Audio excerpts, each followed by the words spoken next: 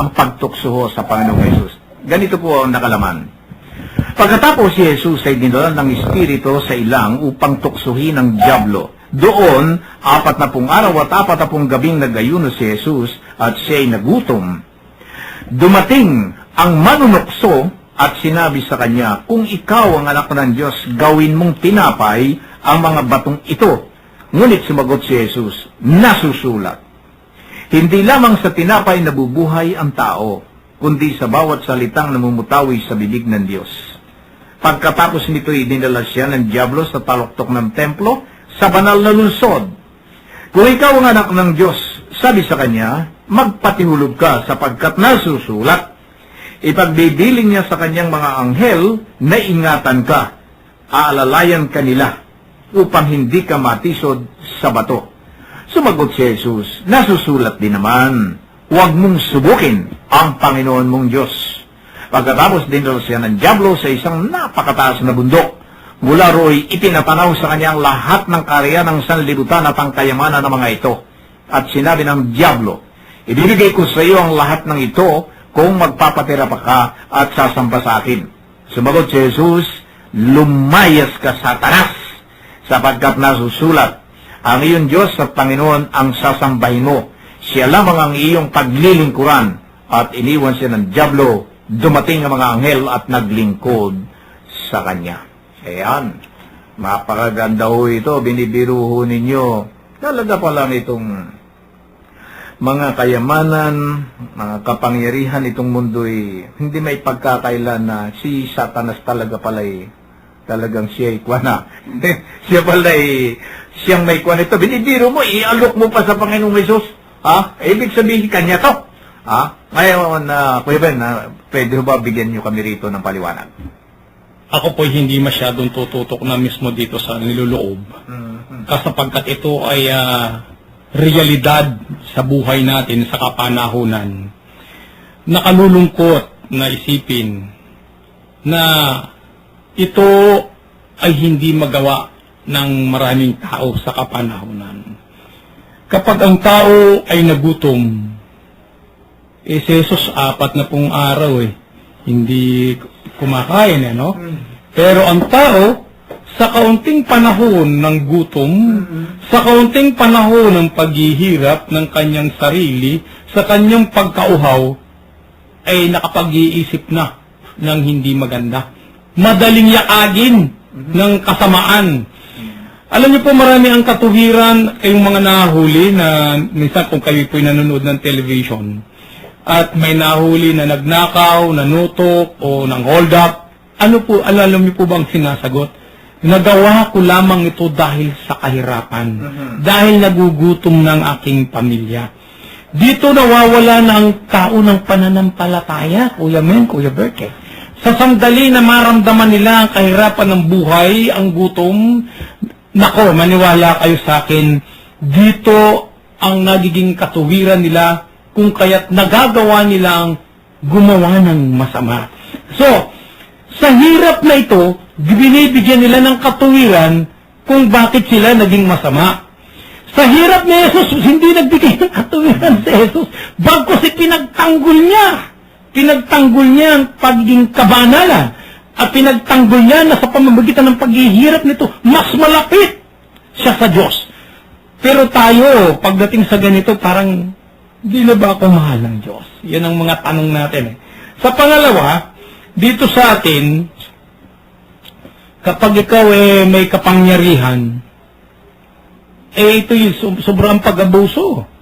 Sobrang pag-abuso. Itong mga may kapangyarihan na nabibigyan dito sa ating, particular na tayo dito sa ating bansa, na abuso ang lahat ng yan. Si Jesus, hindi niya ipinakita ang ganito Sapagkat kung ipinakita niya, ilalabanan na lang niya si Satanas marahil Baka sabihin niya kagad, magsubukan tayo May kapangyarihan ako Tingnan ko nga kapangyarihan mo. Na sinasabi niya rito, naalalayan. Alam niyo, buong kapakumbabaan na sinasabi ng Panginoon ang kanyang mga sagot sa demonyo. Simpleng-simple lang.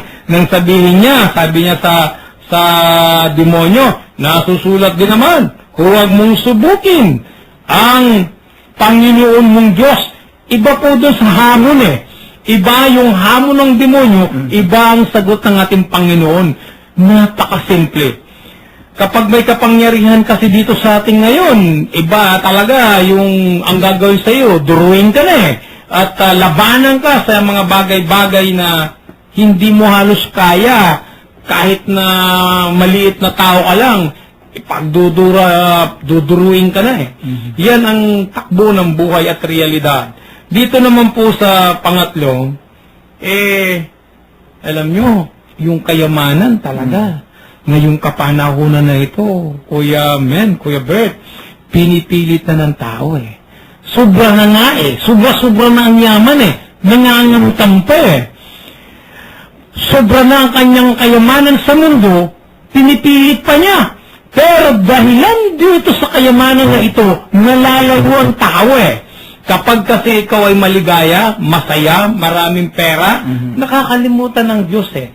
Sabi nga ng iba, kapag ikaw ay walang-wala at lagi mong naalala sa Diyos, mas malapit ka sa Diyos. Kaya kung magkamisan, yung kayamanan ang talagang sadyang nagpapahiwalay sa tao at Diyos. Pero kapag ang tao ay nasa gitna ng pangangailangan, palaging nananalangin yan. Minsan paluhod pa nga sa Quiapo sa Baclaran, palaging nagsisimba. Dahil wala siya Pero pag nagkaroon na, minsan hindi na maalaalang magsimba, hindi na niya maalaalang lumapit, hindi na niya maalaalang magdasal sa Diyos at humingi ng tulong pag mayroon. Kaya nga po sinasabi natin, tingnan niyo si Jesus. Tingnan natin ang Panginoon. Ipinakita niya, kanya naman yun pinakita na niya ang lahat ng bagay sa atin kung atin pong susundan. Ang kayamanan sa mundo ay walang halaga kapag nakamit mo bilang isang anak ng Diyos ang kayamanan sa kanyang kaharian. Sabi nga po, kung makatagpo ka ng kayamanan ng ginto, ipagbibili mo ang lahat ka at mabili mo lang yung lugar. Alam nyo, meron itong mga bahagi dito sa Biblia na ibininta yung kanyang ari-ariang iba sapagkat may alam siyang mayroong higit na kayamanan na matatagpuan. Matatagpuan natin ang higit na kayamanan sa pamamagitan ng mana ng Diyos para sa atin. Inilaan ng Diyos para sa atin. Kung ito'y baliwala sa iyo, kapatid, ay nako, ito ang magiging problema pagdating ng panahon sapagkat malalayo ka sa Kanya kung ang ibinibigay na mana ng Diyos ang iyong inaayawan. Amen. Yan po si Kuya Ben sa ang pagtukso kay Jesus. Kuya Bert, hanggang ngayon naalala ko pa itong kantang ito ni Eva Eugenio Tutukso, layuan mo ako, sabi niya. Layuan mo ika ako. Ano ba itong tukso na ito? Palibasa tayo, Kuya Bert, narito tayo, Kuya Ben, dito sa mundo na ito. Talagang, ang mundo kasi, hindi maiwasan na talagang andiyan lahat ng tukso siguro dito sa mga tukso na ito, dito tinetesting ang tao kung ito'y talagang mapaglalabanan. Kasi dito, maliwanag na sinabi ng Panginoon dito na katulad doon sa tinapay hindi raw naman talaga sa tinapay na bubuhay ang tao. Sabi ng Panginoon, kundi sa bawat mga salita ng Diyos. Ay ito, sinabi niya, pagkatapos, ang yung Diyos lang na sasabayin mo, doon, ini-offer yung kayamanan dito sa atin, makita mo lang na talaga, tumingin lang tayo sa paligid, Kuya Bert, talagang makikita mo, tukso na kagad Kaya nga si Eva Eugenio talagang kumanta na. Kuya Bert, bigyan nga nyo kami rito ng reflection ninyo. Alam mo, Kuya Men, katulad nga nagsabi mo, ang tukso kasi kailanman hindi kasalanan. Ayan. At ang tukso hindi kalalayuan. Ang tukso ay nandyan yan. Ayun. Pero hindi na siya makagalaw ngayon dahil iginapos na at ikinali na ng Panginoon. Hindi na siya pwedeng gumalaw. Pero lagi yan nandyan. Kapag in-entertain mo ang tukso, patay kang bata ka. Ayun. Pag in-entertain. Pag in-entertain mo. Pero pag hindi mo in-entertain, kailanman mananatiling tukso yan at hindi kasalanan at hindi ka magkakasala kahit tinutukso ka. Katulad ng Panginoon ngayon. 3 beses siyang tinukso. At ang pagtukso ni Satanas sa kanya ay sa pamamagitan ng kabuhayan. Sa pamamagitan